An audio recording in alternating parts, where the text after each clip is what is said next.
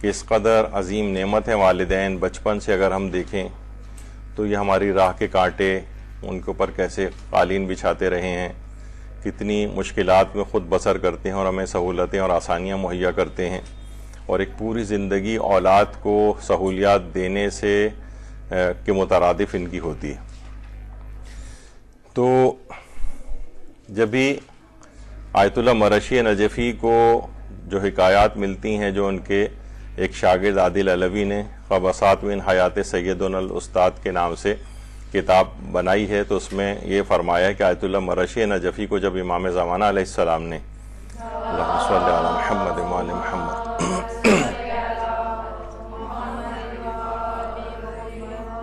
سفر عسکرین کے موقع پر جن اعمال کی تاکید کی تھی، ان میں سب سے پہلا عمل یہ تھا کہ اپنے ماں اور اپنے باپ کا بہت زیادہ احترام کرو، خواہ وہ زندہ ہوں یا انتقال کر گئے. تو یہ خصوصیت کے ساتھ آیت اللہ مرشی نجفی کو انہوں نے تاکید کی تھی،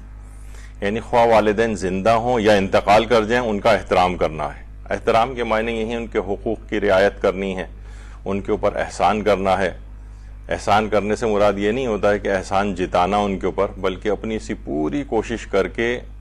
ایک لحاظ سے ان کو بدلہ تو ممکن ہی نہیں ہے، لیکن اپنے ذمے سے جو حقوق ہیں ان کو پورا کرنا. تو یہ علی الخصوص. اور پچھلی مرتبہ بات یہاں تک پہنچی تھی کہ اولاد پر مرحوم والدین کے 40 حقوق ہیں، جن میں سے ایک بیان یہ ہوا تھا روزانہ تلاوت قرآن کر کے انہیں ہدیہ کرنا، مرحوم والدین کے لیے مسلسل صدقہ دیتے رہنا.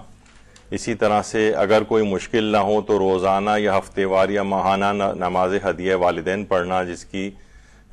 طریقہ کار جو تھا وہ پچھلی دفعہ آ چکا ہے. اسی طریقے سے ان کی قبر پر زیارت کے لیے جانا، اس کی تفصیل بیان ہوئی تھی. اچھا، خود زیارت قبور کے لیے جانا آپ کے لیے بھی بہت فائدہ مند ہوتا ہے، کیونکہ پیغمبر اکرم صلی اللہ علیہ وآلہ وسلم فرماتے ہیں کہ زیارت قبور کے لیے جاؤ کیونکہ اس میں عبرتیں اور نصیحتیں موجود ہیں. اس لحاظ سے خواتین کے لیے بھی یہاں جانا، کیونکہ یہی عبرتیں اور نصیحتیں خواتین کے لحاظ سے بھی ہیں، تو ان کے لیے بھی قبرستان زیارت کے لیے جانا ان رعایات کرتے ہوئے ان چیزوں کی جن کا ہم نے پچھلی دفعہ ذکر کیا تھا کہ حجاب وغیرہ صحیح سے ہو، اور وہاں جا کر بہت زیادہ بے تابی کا اظہار نہ کریں، چیخنا چلانا رونا وغیرہ کے دیگر لوگ متوجہ ہوں. ان کا خیال رکھتے ہوئے خواتین بھی جا سکتی ہیں اور جانا چاہیے، ان کے لیے بھی مستحب ہے. اور یہ بھی ہے کہ کیونکہ آخرت کی یادیں تازہ ہوتی ہیں، یعنی خود ایسا نہیں ہے صرف والدین کے لیے فائدہ مند ہے وہاں پر جانا، ظاہر آپ ان کی زیارت کے لیے جاتے ہیں، نیک اعمال انجام دیتے ہیں، فاتحہ قرآن خوانی وغیرہ کرتے ہیں، تو آپ کے اپنے لیے بہت فائدہ مند ہوتا ہے کہ آخرت کی یادیں اس سے تازہ ہو جاتی ہیں کہ ایک دن ہمیں بھی یہاں پر رہنا ہے. اور واقعتاً انسان سمجھے کہ مشکل سے آدھا گھنٹہ 1 گھنٹہ رہتا ہے وہاں پر، تو کس قدر وحشت اور ایک وہ ہوتی ہے، ایک لحاظ سے ایک ہوتا ہے پریشانی ہوتی ہے وہاں جا کر. آدمی یہ سوچے کہ بس مرنے کے بعد پھر مجھے ہمیشہ اس جگہ پہ رہنا ہے، یعنی جب تک آخرت قیامت واقع نہیں ہوتی، تو اس جگہ کو زیادہ سے زیادہ آباد کرنے کی فکر کرنی چاہیے. جبھی حضرت امیر المومنین علیہ الصلوۃ والسلام فرماتے ہیں اللہم صلی علی محمد وآل محمد کہ قبر جو ہے قریب ترین رشتہ دار ہے. واقعتاً اب جہاں پر ہمیشہ انسان کو رہنا ہو اور اس سے قرابت ہو، جو سب سے قریب ترین چیز ہو، تو وہ یہی قبر ہے. اچھا، اب اگلا آ جائیے کہ جو والدین کے لیے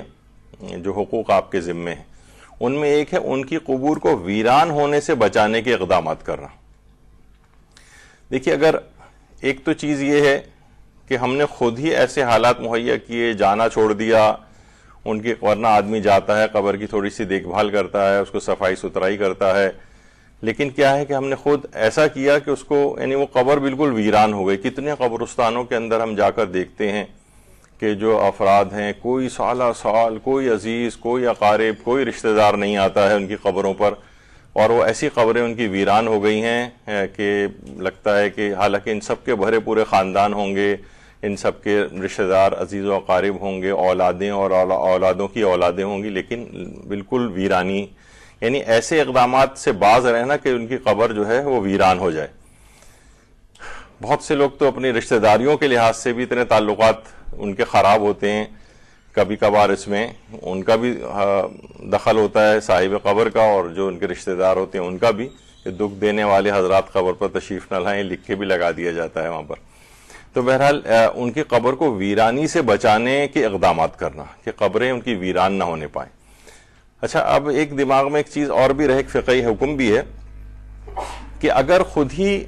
بعض ایسے ہے موارد کہ سالہ سال گزر گئے ہیں، مثلا دادا پردادا کی قبریں ہیں، اب وہ خود ہی بالکل ڈسٹروائے ہو چکی ہیں قبریں، اور اب تو ان کو دوبارہ سے تعمیر کروانا یہ کراہیت رکھتا ہے۔ یعنی اگر کوئی قبر مکمل تباہ و برباد وقت گزرنے کے ساتھ ساتھ ہو چکی ہو تو اس میں مکروہ ہے کہ اس کی قبر کو، ان کی قبر کو دوبارہ تعمیر کرایا جائے، اور بہت اچھا سا، یعنی اگر قبر خراب نہیں ہوئی ہے تو اس کو اچھا سا، اس میں مثلا گھاس لگوا دیتے ہیں لوگ، پھلواری لگوا دیتے ہیں، کچھ نہ کچھ وہاں پر ایسا اس کو صفائی ستھرائی کا انتظام رکھتے ہیں، وہ ایک الگ بات ہے، اس کے اندر کوئی حرج نہیں ہے۔ لیکن بالکل اگر قبر جو ہے وہ ختم ہو گئی ہو، ڈسٹروائے ہو گئی ہو، تو سوائے 3-4 اصناف ایسی ہیں کہ جن میں یہ کراہیت نہیں ہے۔ ظاہر ہے کہ اس کے اندر انبیاء کی قبور ہیں، ان کو اگر وہ خراب بھی ہو جائیں تو انہیں دوبارہ بنوانا ہے، ائمہ کی قبور ہیں، اسی طریقے سے علماء کی قبور ہیں، اور صالحین کی قبور ہیں۔ ان 4 اصناف کے علاوہ جو ہیں ان کو تو دوبارہ، اگر وہ طبعی طور پر خود ہی ڈسٹروائے ہو گئی ہیں تو انہیں دوبارہ تعمیر کرانے میں کراہیت ہے، لیکن ان 4 افراد میں کراہیت نہیں ہے، ان کو تو بہتر سے بہتر قبر رکھنی چاہیے ان کی۔ اچھا، بہت سے ایسے بھی ہوتے ہیں، بہت سارے موارد، یہ تو خیر ایک ایسی تصویر ہے جس پہ بہت کنٹروورسی شروع ہو گئی تھی جو ہندوستان اور پاکستان میں۔ ہندوستان والوں نے کہا تھا یہ قبر پاکستان میں ہے اور یہاں پر قبروں کی بے حرمتی ہوتی ہے، تو اس وجہ سے اوپر اس میں تالا اور کنڈی لگا دی گئی ہے، لیکن بعد میں پتہ چلا خیر یہ انڈیا ہی کی کوئی قبر ہے، اور اس میں اس کا مقصد یہ تھا کہ عام طور پر اپنی قبر کو محفوظ رکھنے کے لیے، کہ عام طور پہ ہوتا ہے کہ جو قبریں ذرا پرانی ہو جاتی ہیں نا، تو قبرستان کے جو یہ کیئر ٹیکر وغیرہ ہوتے ہیں، یہ دیکھتے ہیں بہت عرصے سے کوئی قبر پہ آیا نہیں ہے، تو قبر سے وہ ہٹا کے ہڈیاں وڈیاں اس میں دوسرا کوئی مردہ لا کر دفن کر دیتے ہیں۔ تو انہوں نے اس سے بچانے کے لیے اس طرح کا ایک دروازہ سا اور لاک وغیرہ لگایا، یعنی بہرحال کوئی طریقہ اختیار ایسا کرنا کہ جس سے ان کی قبر ڈسٹروائے ہونے سے بچی رہے۔ اور اس میں ایک یہی ہے کہ قبرستان اگر جاتے رہیں، قبر پہ پھول پڑے رہیں،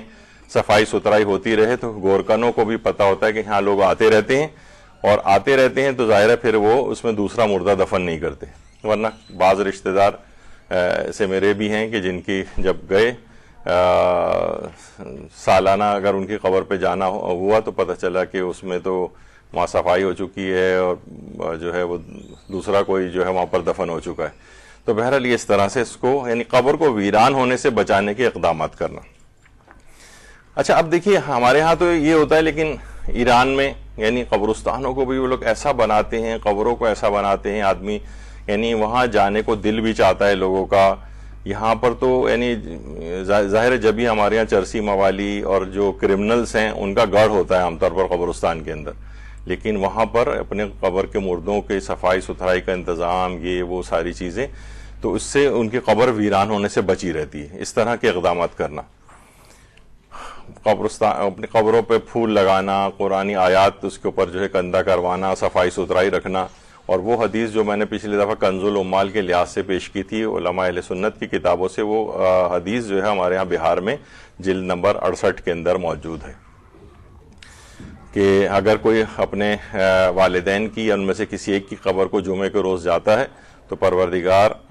جو ہے اس کی مغفرت کر دیتا ہے اور اسے نیکوکاروں میں شمار کرتا ہے۔ تو بہرحال یہ اس طرح سے اگر ان کی قبر کو ویرانی سے بچانا ہے تو اس کے اقدامات کر کے ذرا بہتر صفائی ستھرائی وغیرہ کا انتظام وہاں پر رکھا جائے۔